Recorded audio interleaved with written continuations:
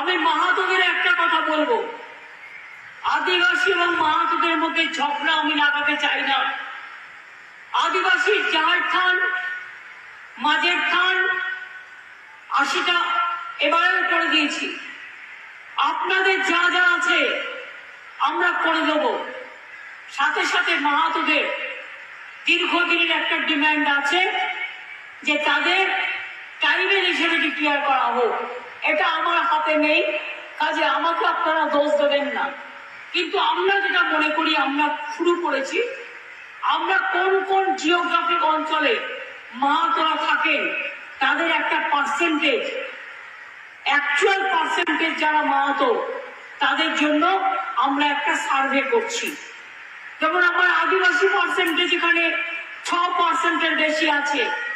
আদিবাসীদের caste certificate নিয়ে যেন কোনো প্রবলেম না হয় সেটাও আমাদের দেখতে হবে।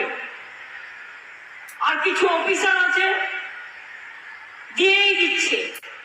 যদি কারো কমপ্লেন থাকে আদিবাসী ভাই বোনেরা জানাবেন। মাহাতো ভাই বোনেরা, আপনাদের যা প্রবলেম আমি দেখে নেব, আপনাদের যে দাবি আমি দেখে নেব, কিন্তু দয়া করে ভোট আসলেই আদিবাসী আর মাহাতোদের মধ্যে ঝগড়া লাগাবেন না। কারণ অনেক মাহাতো আদিবাসী আছে, আমি যেটা দেখেছি। এবং 2 নম্বর হচ্ছে শাড়ি এবং সারনা ধর্ম।